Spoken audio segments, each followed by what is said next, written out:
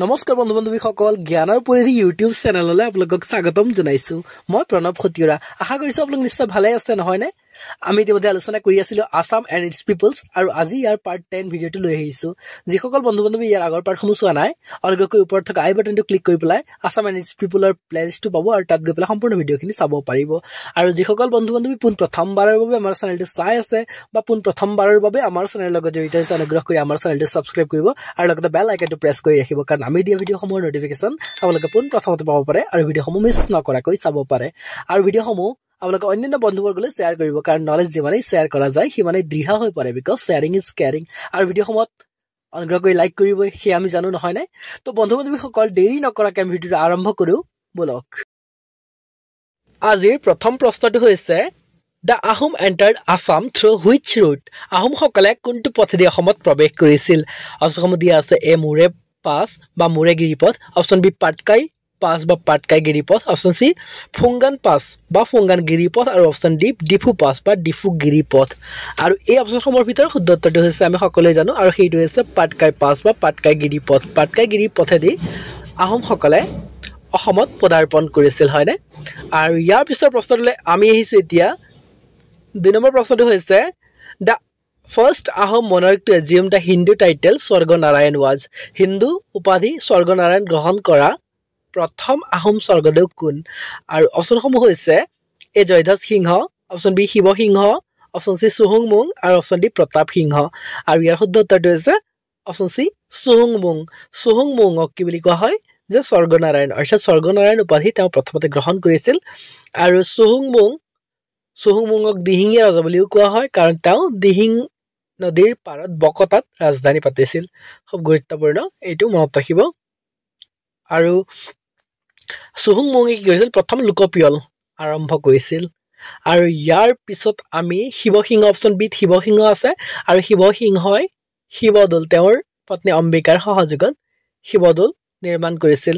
আৰু অপচন ডিত থকা প্ৰতাপ সিংহক বুঢ়া ৰজাও বুলি কোৱা হয় আৰু প্ৰতাপ সিংহই বয়সীয়া অৱস্থাত বা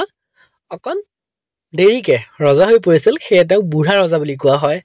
মানে এটা নিৰ্দিষ্ট সময়সীমাৰ ভিতৰত যদি ৰজা হ'ব লাগে আৰু সেইটো সময়ত তেওঁ ৰজা হ'বলৈ সক্ষম হোৱা নাছিল অকণ দেৰিকে হৈছিল তো সেইকাৰণে বুঢ়া ৰজা বুলি কোৱা হয় আৰু বুদ্ধি স্বৰ্গনাৰায়ণ বুলিও কোৱা হয় মনত ৰাখিব বুদ্ধি স্বৰ্গনাৰায়ণ বুলি প্ৰতাপ সিংহক কোৱা হয় আৰু প্ৰতাপ সিংহক বুদ্ধি স্বৰ্গনাৰায়ণ বুলি এই কাৰণেই কোৱা হয় যে তেওঁৰ বিচক্ষণতা কিছুমান বুদ্ধি আছিল কিছুমান গুণৰ কাৰণে তেওঁ আৰু সেইকাৰণে তেওঁক বুদ্ধি স্বৰ্গনাৰায়ণ বুলি কোৱা হয় আৰু প্ৰতাপ সিংহৰ আহোম নাম হৈছে সুচেংফা আৰু প্ৰতাপ সিংহই দুটা পদবী সৃষ্টি কৰিছিল নতুনকে মনত ৰাখিব সুহুংমুঙে কি পদবী সৃষ্টি কৰিছে আমি জানো নহয় নে বৰপাত্ৰ গোহাঁই আৰু সেই প্ৰথম চুকাফাৰ লগত আহিছিল বুঢ়া গোহাঁই আৰু বৰ গোহাঁই তেওঁলোকৰ সমপৰ্যায়ৰ সুহুংমুঙে সৃষ্টি কৰিছিল বৰপাত্ৰ গোহাঁই আৰু তাৰ পিছত প্ৰতাপ সিংহই আৰু দুটা পদবী সৃষ্টি কৰিছিল বৰফুকন আৰু বৰবৰুৱা প্ৰতাপ সিংহই এই পদবী সৃষ্টি কৰিছিল আমি অপচনত থকাখিনি ইম্পৰ্টেণ্ট ৰিলেটেড ডাটাসমূহ এই কাৰণে আলোচনা কৰিছো যাতে পৰৱৰ্তী সময়ত আমাক এই নিৰ্দিষ্ট ডাটাবোৰে উপকৃত কৰিব পাৰে ইয়াৰ পিছৰ প্ৰশ্নটোলৈ আমি আহিছো এতিয়া খাসপুৰ was the capital of the খাসপুৰ ৰাজধানী আছিল কাৰ অপচনসমূহ দিয়া আছে কছাৰীসকলৰ খাচীয়াসকলৰ অপচন চি কোচসকলৰ আৰু অপচন ডি জয়ন্তীয়াসকলৰ আৰু ইয়াৰ শুদ্ধ উত্তৰটো আছে অপচন এ কছাৰীসকলৰ ইয়াৰ পিছৰ প্ৰশ্নটোলৈ আহিছো আমি এতিয়া what was the shape of Ahom coin Ahom মুদ্ৰাৰ আকৃতি কেনে আছিল অপচনসমূহ দিয়া আছে এ স্কোয়াৰ বা বৰ্গাকাৰ অপচন বি অক্টাগনেল অষ্টভুজীয় অপচন চি হেক্সাগনেল ষষ্ঠভুজীয় আৰু অপচন ডি ননেগনেল নৱভুজীয় আৰু ইয়াৰ শুদ্ধ উত্তৰটো হৈছে অপচন বি অক্টাগনেল অষ্টভুজীয় আহোম মুদ্ৰাৰ আকৃতি আছিল ঠিক একেদৰে কোচ মুদ্ৰাৰ আকৃতি কেনেকুৱা আছিল আমি জানো নহয় নে আৰু কোচ মুদ্ৰাৰ আকৃতি আছিল ঘূৰণীয়া ৰাউণ্ড শেপৰ আছিল হয়নে খুব গুৰুত্বপূৰ্ণ এইবিলাক ইয়াৰ পিছৰ প্ৰশ্নটোলৈ আহিছো আমি এতিয়া the first capital of the Ahom was আহোমৰ প্ৰথম ৰাজধানী আছিল অপচনসমূহ দিয়া আছে এইটো একেবাৰে সহজ প্ৰশ্ন হ'লেও আমি ইয়াত সন্নিৱিষ্ট কৰিছো option A Gargaon option B Rangpur option C Charaideo আৰু অপচন ডি চাৰগোৱা আৰু ইয়াৰ শুদ্ধ উত্তৰটো হৈছে অপচন চি চৰাইদেউ চৰগোৱাত কোনে ৰাজধানী পাতিছিল আমি জানো নহয়নে বামুণী কোঁৱৰ চুডাংফাই চৰগোৱাত ৰাজধানী পাতিছিল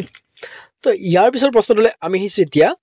দ্য কানাই বৰশী বোৱা rock inscription near Manikarneswar hill was in Manikarneswar পাহাৰৰ ওচৰত কানাই বৰশী বোৱা শিলালিপিৰ ভাষা কি আছিল বা ভাষাৰ দেশ বুলি সোধা হৈছে আৰু ইয়াৰ অপশ্যনসমূহ দিয়া আছে এ সংস্কৃত বা সংস্কৃত অপশ্যন বি ফাৰ্চী আৰু অপশ্যন চি আছামিজ অসমীয়া আৰু অপশ্যন ডি টাই আৰু ইয়াৰ শুদ্ধ উত্তৰটো হৈছে অপশ্যন চি আছামিজ অৰ্থাৎ মণিকৰ্ণেশ্বৰ পাহাৰৰ ওচৰত যিটো কানাই বৰশী বোৱা শিলালিপি আছে তাৰ ভাষা হৈছে অসমীয়া 7 নম্বৰ প্ৰশ্নটোলৈ আমি আহিছোঁ এতিয়া from whose reign was Sanskrit language used on Ahom coins কাৰ ৰাজত্ব কালৰ পৰা আহোম মুদ্ৰাত সংস্কৃত ভাষা ব্যৱহাৰ কৰা হয় অপশ্যনসমূহ দিয়া আছে Rudrasingha option B Shivasingha option C Pratap Singha আৰু অপশ্যন ডি চুৰাংফা আৰু ইয়াৰ শুদ্ধ উত্তৰটো হৈছে অপশ্যন এ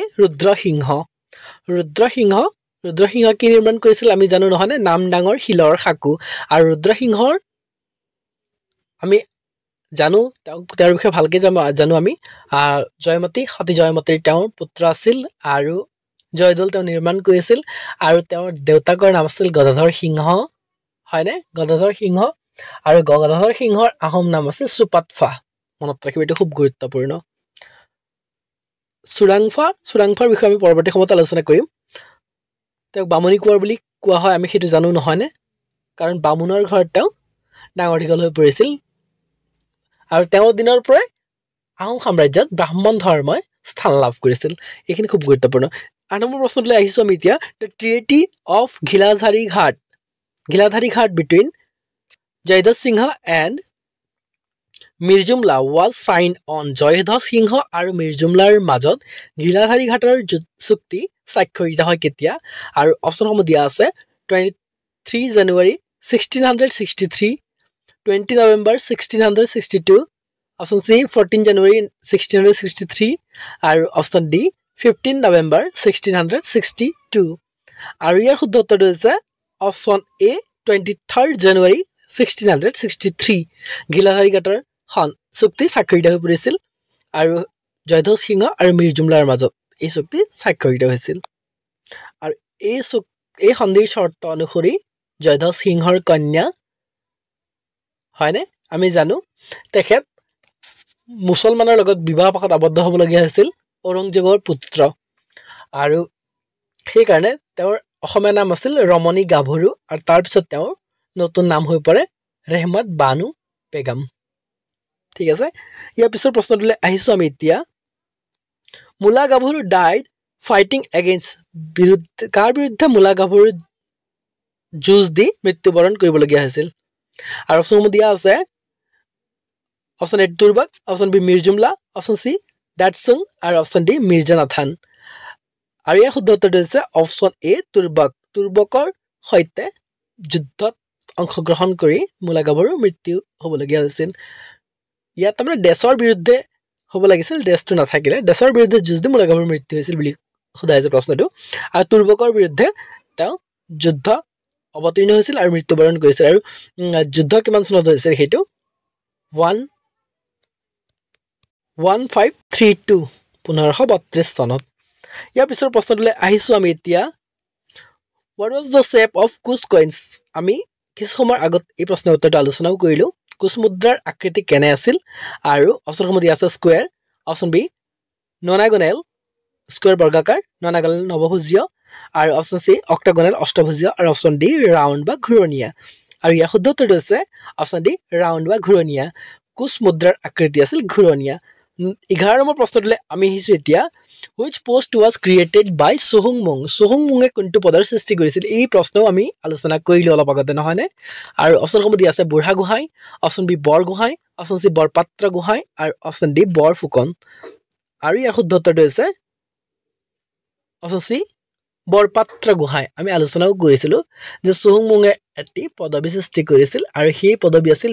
বুঢ়াগোহাঁই আৰু বৰগোহাঁইৰ সমসাময়িক আৰু সেইটো হৈছে বৰপাত্ৰ গোহাঁই আৰু মনত ৰাখিব যে চুহুংমুঙে কি কৰিছিলে শদিয়া খোৱা গোহাঁই আৰু মৰঙি খোৱা গোহাঁই নামেৰে দুটা পদবী সৃষ্টি কৰিছিলে হয়নে আহকচোন আমি চুহুংমুঙৰ বিষয়ে অলপ আলোচনা কৰি লওঁ এই ভিডিঅ'টোত অকণ দীঘলীয়া হ'ব পাৰে কাৰণ হ'লেও চুহুংমুং আমাৰ কাৰণে খুব গুৰুত্বপূৰ্ণ তেওঁৰ ৰিলেটেড বহুতো কুৱেশ্যন আহি থাকে আছাম গভৰ্ণমেণ্টৰ প্ৰায়বোৰ এক্সামতে সেইকাৰণে আজি আমি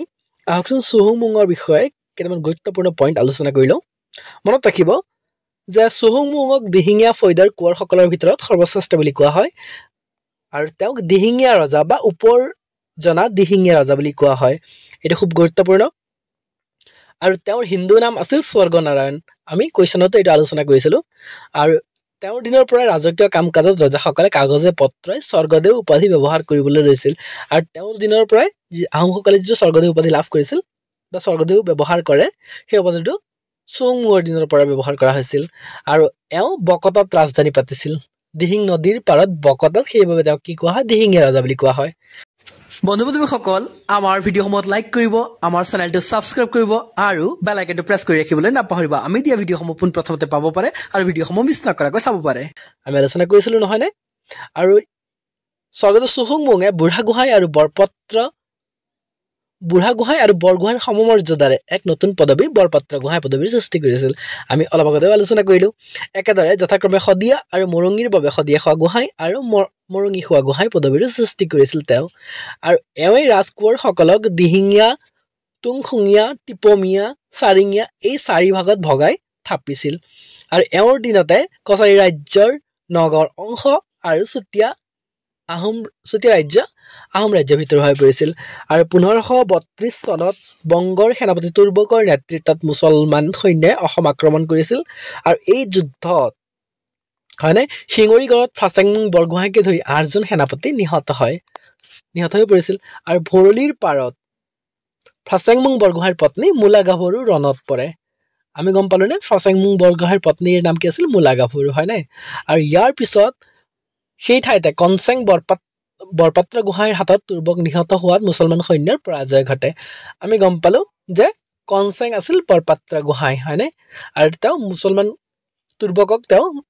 মাৰি পেলাইছিল আৰু তেতিয়াৰ পৰাই কৰতোৱা নদী দুই ৰাজ্যৰ সীমা হৈ পৰিছিল চুহুংমুঙৰ দিনত দিহিঙৰ মথাউৰি হাৰমতি গড় কৰতোৱা দৌল কৰতোৱা পুখুৰী আৰু আঠাবাৰীৰ পুখুৰী নিৰ্মাণ কৰা হৈছিল আৰু 1510 চনত ৰজা চুহুংমুঙে আহোম ৰাজ্যত প্ৰথম লোকপিয়ল আৰম্ভ কৰে আমি অলপ আগতে আমি আলোচনাও কৰিছিলোঁ নহয়নে আৰু স্বৰ্গদেউ চুহুংমুঙৰ দিনৰ পৰাই অসমত শকাব্দ বা শকাদিত্যৰ শকৰ প্ৰচলন হয় আমি ইয়াত হাইলাইট কৰি দিছোঁ যিবিলাক খুব গুৰুত্বপূৰ্ণ পইণ্ট আপোনালোকে এইটো স্ক্ৰীনশ্বট ল'ব পাৰে আমি আকৌ এবাৰ দেখুৱাই দিছোঁ যিবিলাক পইণ্ট আমি হাইলাইট কৰিছোঁ আৰু সেইখিনি খুব গুৰুত্বপূৰ্ণ চাই লওক দিহিঙীয়া ৰজা বা ওপৰজনা দিহিঙীয়া ৰজা বুলি তেওঁক কোৱা হয় বৰপাত্ৰ গোহাঁই পদবীৰ তেওঁ সৃষ্টি কৰিছিল একেদৰে শদিয়া খোৱা গোহাঁই আৰু মৰঙী খোৱা গোহাঁই পদবীৰ সৃষ্টি কৰিছিল এইখিনি খুব গুৰুত্বপূৰ্ণ আৰু শিঙৰি কি আছিল আমাৰ ফাচেংমুং বৰগোহাঁইৰ লগত তেওঁৰ তুৰ্বকে সেই সময়তে আক্ৰমণ কৰিছিল হয় 1532 আৰু চুহুংমুঙৰ দিনত মথাউৰি কেইটামান নিৰ্মাণ কৰিছিল দিহিঙৰ মথাউৰি হাৰমতিগড় কৰতোৱা পুখুৰী আঠাবাৰী পুখুৰী এইখিনি আৰু 1510 চনত তেওঁ কি কৰিছিল আহোম ৰাজ্যত প্ৰথমবাৰৰ বাবে লোকপিয়ল আৰম্ভ কৰিছিল আৰু এওঁৰ দিনৰ পৰাই শকাব্দ যিটো চন আছিল সেই শকাব্দ বা শকাদিত্যৰ শকৰ প্ৰচলন হয় ইয়াৰ পিছৰ প্ৰশ্নটোলৈ আমি আহিছোঁ এতিয়া Momai Tamuli was appointed as the first of Ahom reign Momai তামুলীক আহোম ৰাজত্বৰ প্ৰথম হিচাপে নিযুক্তি দিয়া হৈছিল কি হিচাপে নিযুক্তি দিয়া হৈছিল তেওঁক মোমাই তামুলী আমি জানো নহয়নে হ'লেও চাই লওকচোন বৰফুকন বুঢ়াগোহাঁই আৰু ৰাজমন্ত্ৰী আৰু আমি সকলোৱে জানো মোমাই তামুলী হৈছে প্ৰথম বৰবৰুৱা মোমাই তামুলী আৰু বৰবৰুৱা পদবী কোনে সৃষ্টি কৰিছিল আমি আলোচনাও কৰিলোঁ নহয়নে চুচেংফা প্ৰতাপ সিংহ হয়নে বুঢ়া ৰজা বা বুদ্ধি স্বৰ্গনাৰায়ণ বুলিও তেওঁক কোৱা হয় আৰু তেওঁ বৰবৰুৱা আৰু বৰফুকন নামৰ দুটি পদবী সৃষ্টি কৰিছিল আৰু ওপৰ আগত থকা পদবী এটা সৃষ্টি কৰিছিল মনত ৰাখিব বৰপাত্ৰ গোহাঁই পাত্ৰ যদি দেখা পায় ডাইৰেক্টলি চুহুংমুঙক টাৰ্গেট কৰিলেই হ'ল যে বৰপাত্ৰ গোহাঁই চুহুংমুঙে ক্ৰিয়েট কৰিছিল হয় নাই আৰু বৰফুকন আৰু বৰবৰুৱা এই দুটা পদবী সৃষ্টি কৰিছিল প্ৰতাপ সিংহ ওৰফে চুচেংফাই আহোম নাম আছিল চুচেংফা আৰু হিন্দু নাম আছিল প্ৰতাপ সিংহ 13 নম্বৰ প্ৰশ্নটোলৈ আহিছোঁ আমি এতিয়া who name his kingdom in Brahmaputra valley Mungdun Chunkham Brahmaputra উপত্যকাত কোনে তেওঁৰ সাম্ৰাজ্যৰ নাম মুংডুন চুনখাম ৰাখিছিল অপশ্যনসমূহ দিয়া আছে চুকাফা চুডাংফা চুহুংমুং আৰু অপশ্যন ডি চুলিকফা ইয়াৰ শুদ্ধ উত্তৰটো হৈছে অপশ্যন এ চুকাফা আমি সকলোৱে জানো নহয়নে আৰু ইয়াৰ পিছৰ প্ৰশ্নটোলৈ আমি আহিছোঁ এতিয়া when the Mirzumla invaded the Ahom kingdom in 1662 Sutamla Aka Jaidha Singha earned The nickname Bhagonia Raja because he left his capital and fled to তেওঁ কলৈ গৈছিল বুলি সোধা হৈছে 1662 চনত মিৰ্জুমলাই আহোম সাম্ৰাজ্য দখল কৰোঁতে সুতামলা বা জয়দাস সিংহ দেশলৈ পলাই গৈছিল যাৰ কাৰণে তেওঁক ভগনীয়া ৰজা হিচাপে জনা যায় আমি আলোচনা কৰিলো নহয়নে যে 62 চনৰ 1662 চনত ভগনীয়া তেওঁ যুদ্ধ হৈছিল আৰু সেই যুদ্ধত সুতামলা ওৰফে জয়দাস সিংহ তেওঁ ৰণৰ পৰা পলাই যাবলগীয়া হৈছিল আৰু সেই কাৰণে তেওঁক ভগনীয়া ৰজা বুলি কোৱা হয় ইতিহাসৰ পাতত তেওঁক ভগনীয়া ৰজা বুলি কোৱা হয় আৰু তেওঁৰ জীয়ৰী আছিল আমি আলোচনাও কৰিলো তেওঁৰ জীয়ৰীৰ নাম আছিল ৰমণী গাভৰু আৰু সেই ৰমণী গাভৰু পিছত গৈ পেলাই মুছলমানৰ সৈতে বিবাহ পাশত আবদ্ধ হ'বলগীয়া আৰু মুছলমানৰ সৈতে অসমীয়া জীয়ৰী প্ৰথম বিবাহ পাশত আবদ্ধ হ'বলগীয়া গৰাকী আছিল ৰমণী গাভৰু আৰু তেওঁৰ মুছলমান নাম কি আছিল ইছলাম ধৰ্মৰ নাম আৰু সেইটো আছিল ৰেহমত বানু বেগম খুব গুৰুত্বপূৰ্ণ মনত ৰাখিব এইটো আৰু অপশ্যন নম্বৰ দিয়া আছে ক'লৈ পলাই গৈছিল সেইটো সময়ত জয়দাস সিংহ আৰু যাৰ কাৰণে তেওঁক ভগনীয়া ৰজা বুলি কোৱা হয় অপশ্যন নম্বৰ দিয়া আছে Namrup option B Sadiya option C Kaliabor আৰু অপশ্যন ডি মণিপুৰ আৰু ইয়াৰ শুদ্ধ উত্তৰটো হৈছে অপশ্যন ডি নামৰূপ 15 নম্বৰ প্ৰশ্নটোলৈ আহিছোঁ আমি এতিয়া the Poa Mecca at Hajo associated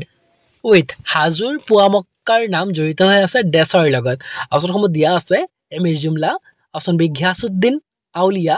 option C Aurangzeb আৰু অপশ্যন ডি মিৰ্জা নাথান আৰু ইয়াৰ শুদ্ধ উত্তৰটো হৈছে পুৱামক্কা নামটোৰ লগত জড়িত কোন ঘিয়াছুদ্দিন আউলিয়া মনত ৰাখিব এইটো খুব গুৰুত্বপূৰ্ণ ঘিয়াছুদ্দিন আউলিয়া 16 নম্বৰ প্ৰশ্নটোলৈ আহিছোঁ আমি এতিয়া from which village did the Koches originate কোনখন গাঁৱৰ পৰা কোচসকল উদ্ভৱ হৈছিল অপশ্যনসমূহ দিয়া আছে Chhekendjhar option B Coochbehar option C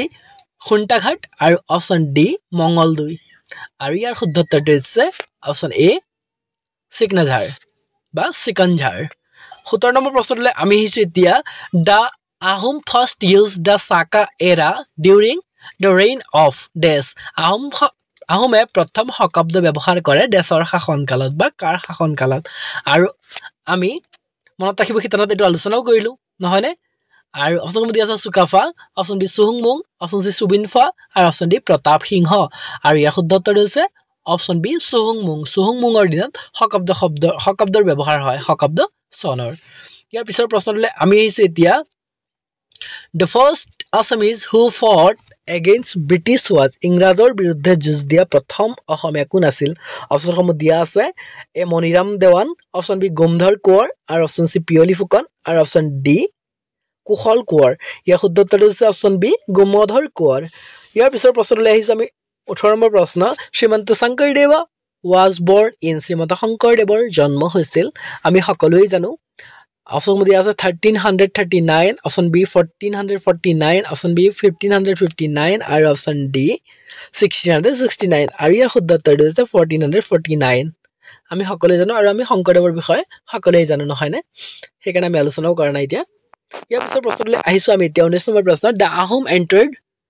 enter the Brahmaputra valley in আহোমসকলে কোন চনত ব্ৰহ্মপুত্ৰ উপত্যকাত প্ৰৱেশ কৰিছিল অপশ্যনসমূহ দিয়া আছে 1220 AD এনৰ ডমিনি যিটো হয় খ্ৰীষ্টাব্দ option B 1225 AD option C 1228 AD আৰু অপশ্যন ডি 1130 আৰু ইয়াৰ শুদ্ধ উত্তৰটো হৈছে 1228 AD আহোমসকলে ব্ৰহ্মপুত্ৰ উপত্যকাত প্ৰৱেশ কৰিছিল 20 নম্বৰ প্ৰশ্নটোলৈ আমি আহিছোঁ এতিয়া 20 নম্বৰ প্ৰশ্নটো হৈছে the first battle fought by the Ahom against the Mughals was dash মোগলৰ বিৰুদ্ধে আহোমৰ প্ৰথমখন যুদ্ধ আছিল আমি সকলোৱে জানো যে শেষৰখন আছিল ইটাখুলিত নহয়নে আৰু অপশ্যনসমূহ দিয়া আছে A Saraighat option B Itakhuli option C Bharali আৰু অপশ্যন ডি যোগী খোপা আৰু ইয়াৰ শুদ্ধ উত্তৰটো হৈছে অপশ্যন চি ভৰালি বা ভৰলিত মোগলৰ বিৰুদ্ধে প্ৰথমখন যুদ্ধ হৈছিল আহোম আৰু মোগলৰ মাজত 21 নম্বৰ প্ৰশ্নলৈ আহিছোঁ আমি এতিয়া the Tai Ahom name of Bamuni Konwar was ডেছ বামুণী কোঁৱৰৰ টাই আহোম নাম আছিল আমি ইতিমধ্যে আলোচনাও কৰিছিলোঁ আপোনালোকৰ মনত আছেনে নহয়নে আৰু অপশ্যন দি আছে Sudangpha option B Sujangpha option C Subinpha আৰু অপশ্যন ডি চুহুংমুং আৰু ইয়াৰ শুদ্ধ উত্তৰটো হৈছে অপশ্যন এ চুডাংফাক বামুণী কোঁৱৰ বুলি কোৱা হয় আৰু তেওঁ বামুণৰ ঘৰত ডাঙৰ দীঘল হ'বলগীয়া হৈছিল ইয়াৰ এটা কাহিনী আছে আমি পিছৰ ভিডিঅ'টোত ইয়াৰ বিষয়ে আমি আলোচনাও কৰিম ইয়াৰ পিছৰ প্ৰশ্নটোলৈ আমি আহিছো এতিয়া the name Guwahati has been derived from the fact that once the place was famous for its dash Guwahati নামটোৰ লগত জড়িত হৈ আছে dash A coconut groves নাৰিকল গছ option B sugar cane field কুঁহিয়াৰ বাৰী অপচন সি টি গাৰ্ডেন আৰু option D betel nut groves আৰু ইয়াৰ শুদ্ধ উত্তৰ আছে অপচন ডি বেটেল নাট গ্ৰোভছ বা তামোল গছ হয়নে গুৱা তামোল যেটো হয় গুৱা তামোলৰ পৰাই গুৱাহাটী নামটোৰ উৎপত্তি হৈছে বুলি বিশ্বাস কৰা হয় বা ধৰা হয় সেই কাৰণে এই নামটোৰ লগত